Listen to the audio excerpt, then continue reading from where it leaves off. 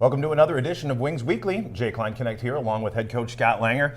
And coach, what a weekend over there in Richfield, Minnesota, Friday and Saturday night against the Magicians in their building, of course. Friday night, a really tight game. It ended up going, of course, to the shootout. Ended up losing that one.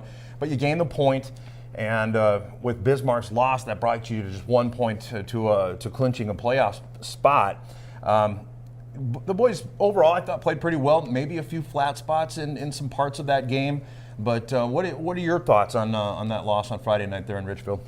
Well, it was certainly a slow start. I think that building tends to do that to the opposing teams when you're not used to it. It's a dark environment, and if you allow it to get to you, it did. And I thought for the first 25 minutes or so, we were not playing to our capability and playing fast, but. I think as the game went on, our competitive edge showed, and we found a way to take it into the overtime, and we had some monster chances in overtime. We just couldn't find a way to put it away, and the Magicians found a way, and they did a good job. Yeah, well, that game had Joey Strada scoring his 14th goal of the season on the power play, and Riley Murphy his 8th of the season. Colin Raver his 10th, also on the power play. So that was certainly a bright spot, as being able to score 2 power play goals. And I guess the Magicians scored 2 on Friday night. But a weekend where the specialty teams really came in big, especially as you move into Saturday night. Saturday night, an overtime win. As I mentioned, you go into overtime, so now you get the 2 points with the Bismarck loss, you're in. But I love the fact that you guys put an exclamation point on it by coming out and Andy Carroll winning that game. Rather than just being, I guess, okay with or satisfied with getting in. I thought it was awesome that the boys just kept really fighting into that into the overtime period, as I mentioned, and you guys come away with 3 points out of a possible 4 and sitting in a pretty good spot now in third position, 3 points ahead of Brookings. So that game had Carter Rue scoring his 15th, Colin Raver his 11th, Kevin Fitzgerald his 22nd, and then Carter Rue his second goal of the game to put it into overtime. And then, as I mentioned, Andy Carroll scores in the overtime to win it. Coach, a couple of things about Saturday night's game that really stood out to me, one of which, and I think we'd be remiss not to talk about it, was Carter Rue getting a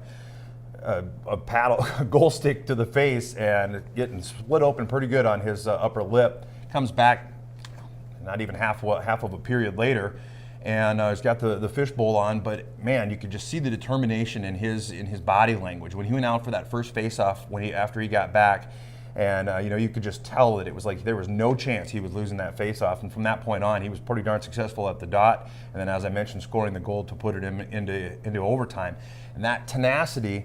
We've talked resilience in weeks past and so on, but the guys, I thought they really showed some grit Saturday night, some toughness, and just every time that the Magicians would score a goal, you guys would answer back, and then in the third there they go up 4-2.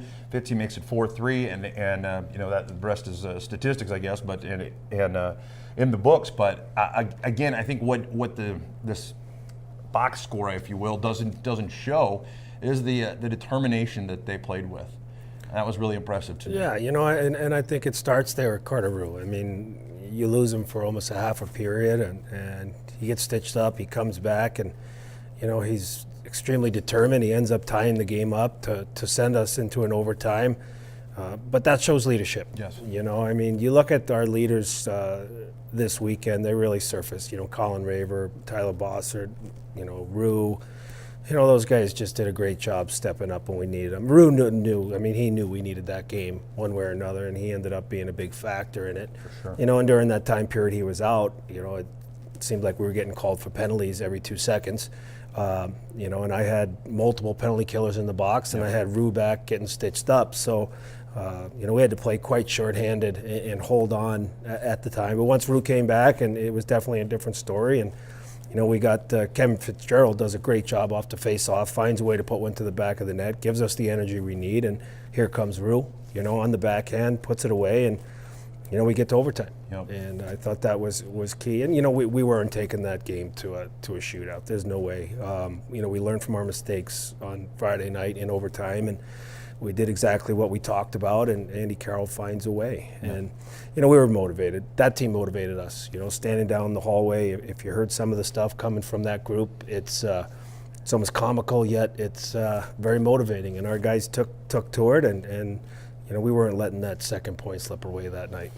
Well, you actually touched on two things that I wanted to talk about. One of which was at nine different penalties. So the kill was huge on Saturday night and doing a good job, if I'm not mistaken. And the box score shows it as a 0-9, but I think they did score one power play when there was a 5-on-3, if I'm not mistaken. That's from memory. But like you said, Colin Raver's in the box. He's a big part of the kill ruse in the locker room.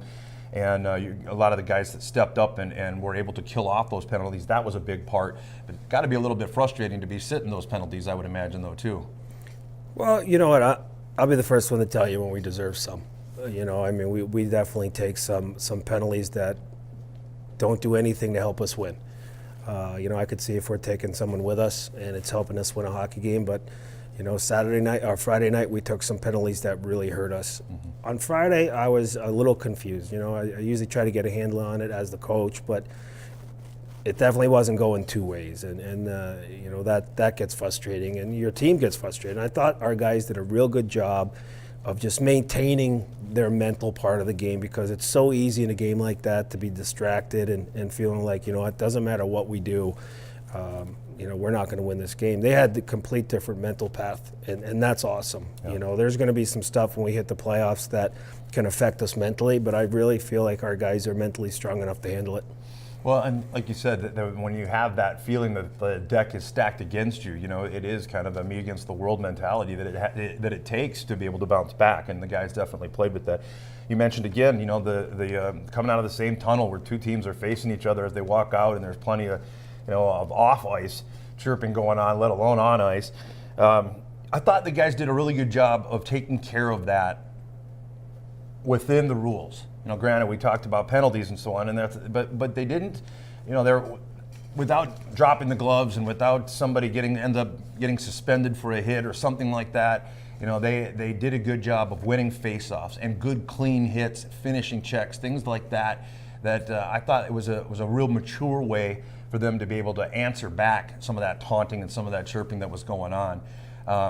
A pretty physical game on Saturday night, and I thought, again, you guys, the boys did a great job of that, of finishing checks and so on, and keeping it, under control, I guess, to a degree. What are your thoughts there as far as answering back when the bell is rung? Yeah, and again, it's to show our improvement on our mental strength, because I think 3 months ago the gloves are off and it's go time, mm-hmm. and the point was way more important on Saturday night than proving a point, with your gloves off or whatever it may be. So, our guys knew what we were there for, and it was pretty simple: take some points, get into the playoffs, and move on to trying to secure third place. Even having an opportunity to move into second, with some luck, it could happen. Mm-hmm. But again, that just shows the growth of these guys and what leadership has done for the younger guys. And I like where we're at in that category, because things are going to get to us in the playoffs. It's just how it works, and I think our guys are up to the challenge. Yeah. One final thing, I guess, before we move forward to look ahead. We at different points throughout this season, you've talked about at the Christmas break, you thought this was going to be a team that was one of the most improved, and I believe it was. And then down the stretch, the improvement, like I was thinking about this morning, since the last time even that your team saw Minot, for example, or there's been some big steps, some big strides of improvement and so on. When you look back, when do you think it was that this team kind of turned that corner? I think it was that game there right before we went on that 8-game run. And then kind of once we started to get on the 8-game run, our guys just gained some confidence that they didn't have prior to that. And obviously that was a key to our season, putting that many points together. And, and then, dealing with the amount of suspensions and sickness this team has this year, I can't remember back it being as bad as it was this year. And other guys stepped into roles they weren't used to, and they did a great job. And, in the last how many games we've taken points, and that's been without one of our key defensemen in Dusick and our captain, Gage Mackey. Yep. So it shows that guys are ready and battle-tested to step in and take care of, roles that other guys are good at. But, You know, I like that our team is interchangeable the way it is. You know, we lose a couple pieces, other guys are stepping up in different areas that are allowing us to take points, and that's not easy to do in this division. Well, let me ask you this. When you put this team together, was that, I guess, does that happen almost by accident because of the nature of these players, because they are kind of utilitarian, or was that by design from the very beginning?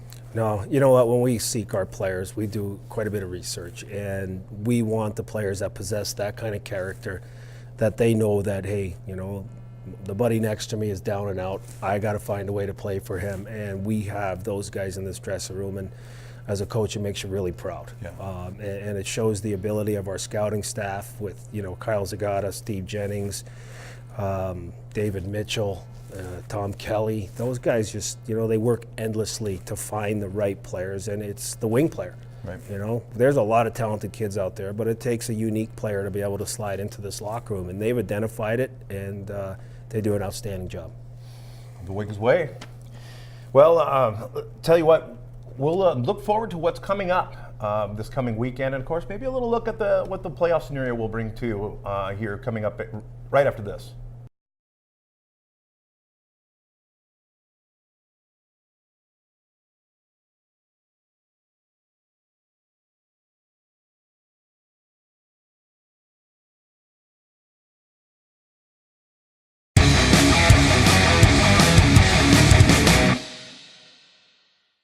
All right, well, Coach, looking forward, you know, we talked a little bit about the playoffs and so on, but first you have two big games, a home and home with the Brookings Blizzard, which have a lot, as you mentioned, to do with standings. Obviously, the Wings have clinched, they're in, but whether you go in as a 4-seed or a 3-seed is yet to be determined. Right now, sitting in the third spot, but as you said, it's possible to overtake the Wilderness. Now, with them losing out and the Wings winning out, they would bring to a tie. Then you look at games one and the head-to-head, and then I think you look at goal differential, if I'm not mistaken. There's a lot of things that come into play, but it is possible to move into the second position. So these games have some meaning for sure as you get ready for Brookings. In addition to that, I would believe that even if they didn't have any impact on where anybody moved to, you want to finish the season as strong as you possibly can and playing your best hockey, I would imagine, huh? Yeah, zero question. You know, a team that kind of lets off the gas heading into the playoffs, they're doomed. You know, I've learned that the hard way. You know, you have to complete up your game, and this weekend, no matter what, hey, first of all, we're playing at the Odde. These fans deserve our best effort on Friday night, and they're going to get it. And then you look at how important it is for the standings. I think it's extremely important. You know, when you start out in fifth place for most of the year and you end up in third, there's a lot to be said there. And also give yourself an opportunity to see if you can go into the second spot, which would be phenomenal. But yeah, there's a lot on the line. There's going to be no letting off the gas against Brookings. They're a real good hockey team. It takes a lot to beat them. And you know what? You could end up seeing them at some point. If things went our way and things went their way, we could see them, and we have to make sure that our game is good against them. Yeah. You know, and it's interesting to me, too, the playoff hockey atmosphere just gets that much more intense. It just seems like, you know, there is a lot more physicality, for example, in the playoffs and so on. So, again, kind of almost use these games as a tune-up for that, too. And as you said, you know, need to be playing your absolute best, you know, and, of course, the fans kind of sending the Wings off on their regular season anyway. Of course, playoff games coming up, but I'm sure the Odde will be packed, and people will be in full voice cheering on the Aberdeen Wings on Friday night, the April 7th at 7:15 when the puck drops. Well, that's pretty much going to wrap it up for this segment of Wings Weekly. We'll be joined, I should say, by a player coming up here right after this. Let's make a taco. No, seriously. Start with a tortilla, soft tortilla. Warm it, kiss it. Don't kiss it. Chicken? How about tequila lime chicken? Now we're cooking. Slice this, peel that, snip those. Salsa? Verde. Cheese? Cotija. Oh, forgot to mention. Guac.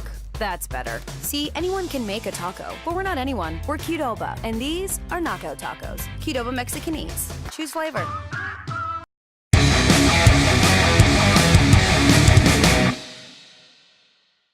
Welcome back to Wings Weekly. Jay Klein Connect with you, and once again, Kevin Fitzgerald joining the show. Kevin, I appreciate you taking some time to come and join us, talking a little bit about where we're at in the season. It's been few weeks, well, months, I should say, since you were last on.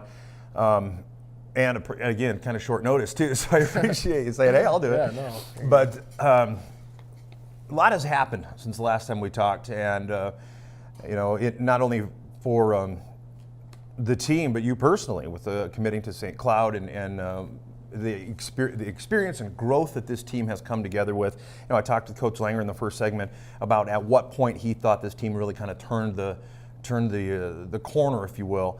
And he said it was about that time where you string eight games together and then a little bit of a losing streak and you bounce back, and now it just seems like you're playing hockey at the highest level, and it's the right time to be doing it as you get ready for some big games against Brookings that could have a lot to do with the pairings, or will have a lot to do with the pairings and so on as you get ready for the playoffs, and the importance of not letting off. As a player, once you've clinched, is there a letdown that you kind of feel and you kind of have to talk yourself out of, or do you stay at an emotional high even after that, I guess, goal has been achieved in that you have clinched and you're in? Or do you know what I mean, is like from an emotional standpoint, do you stay at that adrenaline level, I guess? Yeah, no, I think definitely, you stay there. Especially with games we have this weekend, mean a lot with in terms of seeding and stuff like that. And also just going into the playoffs, you want to be, playing your best hockey. You want to be going, just bring some momentum into the playoffs. So is that something that comes natural though, or is it something that you kind of have to remind yourself of? You know what I mean? Like I'm wondering, I guess, if there's a little bit of a letdown, an emotional letdown once you've went, like kind of a sigh of relief once that, you clinch. It's nice to be know that you're going to be playing some extra hockey and stuff like that. But in terms of a letdown or anything like that, I don't think so. I think, it's at the end of the day, hockey's hockey. Every game is fun. Every game you're going to compete in. Every game, you want to win. So. Well, that's certainly good because what you talked to the coach about, and as you mentioned, you want to be playing your best. Just I wondered if there was a fear there, I guess, of, just maybe a little complacency, I guess, but that's certainly good to hear. You as a leadership, in a leadership role, of course, I talked with Coach about the way the vets kind of really stood up Saturday night. Guys like Raver and Rue and Bossert and yourself really taking the team on your shoulders kind of on Saturday night when you're down, down 4-2, you score one to bring it 4-3, and then Rue, after with the cut up face and stuff comes back and scores the goal to tie the game. And then, of course, Andy Carroll with the overtime winner, as we mentioned earlier. But in that emotional moment, I guess, do you guys recognize that as leaders and veterans and stuff? Do you see it, or does it just happen on its own that you guys kind of just rise up and be like, all right, come with me, boys, we got this? I would say, in terms of play, those three guys really don't get enough credit. They're really kind of the backbone of our team. Especially, Bossert, Raver, Rue, some of the best, 96s in the league, stuff like that. Just great players. So I think that just kind of comes natural to them. They're able to take over games like that. You see, especially Raver and Rue on the penalty kill, always a threat to score. So, I think it just comes with, their experience and stuff like that. And in terms of, at points in the game when you're thinking, okay, we need to charge me and stuff like that, I guess it is a little bit of leadership, but there's not guys who look oh, he's gonna do it or someone's gonna do it. Everyone's trying equally as hard. You don't think there's somebody that they kind of look to? Maybe some of the rookies kind of look to okay, you're gonna take that step and we're gonna follow. Yeah, I would say Carter Rue. He's been playing tremendous hockey. The fact how he doesn't have a D1 deal really is just. All three of those guys really, it's just kind of confusing. Yeah. But I would say definitely. Those guys step up all the time. So. Well, and yourself included, of course, too. But a big win Saturday night, big emotional win, a lot of fun on the bus on the way home. Everybody was feeling it, just happy to, like you said, to be playing extra hockey. But definitely still have to keep working at it. At what point do you allow yourself, or maybe as a team, maybe coaches even given some instruction as of, all right, celebration's over, now it's back to the grind, or do you still get to enjoy it for a couple more days? No, it was actually funny. Like you said, the bus was fun. We were all pretty pumped, stuff like that. But we came in this morning, 9 a.m., ran stop sign back, and Coach Langer made it a point, now that we're in the playoffs, it only gets harder. And, not much of a physical, kind of just a mental thing, I guess. Yeah. Just keep pushing yourself every day. Just because you have a playoff spot, it doesn't really mean anything. No one's when you get to the playoffs, it's everyone's record 0-0. So that's a good point. Everyone's got a fresh slate or a clean slate, and and a fresh start. We can talk playoffs a little bit more in weeks to come after this home and home with Brookings, but it is something certainly that's on everyone's mind and that town is certainly very excited about as well. As far as, it's interesting that you brought that up actually about the penalty kill and stuff and how Bossard and those guys and Rue and Raver. I was talking with them last week and I was talking with them about their shorthanded goals. 4 for Bossard and 2 for Raver, and I've completely spaced off the end of the show that I wanted to bring that back up because what component or what aspect of the game is their favorite. And after the camera was shut off, I told them, oh man, I forgot to ask you that. And both of them immediately said, the kill is my favorite part of the game. Bossard said he would love to play on the kill all the time, which surprised me a little bit. So I got to ask you, what's your favorite component or aspect of the game? Is it the power play? Is it what part is it for you? I love back checking, and I would say, definitely the power play is fun. Like get the puck and get a chance to score. But honestly, I'm trying to think of a politically correct answer. Like the kill is always fun. I guess it is fun. Like you get chosen to go out there with 4 guys. And 3 other guys, and help your team. So every part of hockey, every part's fun. Right. So don't have one aspect other than you can go ahead and say it. You can say I love being on the power play. Oh, I love being on the power play. Yeah. You're trying to be like, well, I don't want people to think that I'm not working on the defensive side. Yeah, that's great. But I wanted to mention that because I thought it was interesting last week too that those guys, and you said they do a great job on it. Oh yeah, excellent. That's pretty much, I think, going to wrap it up for this part of the Wings Weekly this week. Of course, Kevin from Hinsdale, Illinois, appreciate you coming on and talking with us again. And as I said, it's been great to see this team come together and from where it was in September all the way through to the Christmas break where you could see improvement, and then down the stretch here, and just to see the guys really gelling and playing their best. And certainly congratulations to all of them and to you, of course, on clinching, and then on your commitment to St. Cloud. That's pretty cool. I know a lot of people are happy that you're close. They're going to get a chance to come and actually see some games maybe and stuff, So I know a lot of people go up to Bemidji to cheer on some former Wings and things like that. So you probably won't see the last of us yet. Oh, good.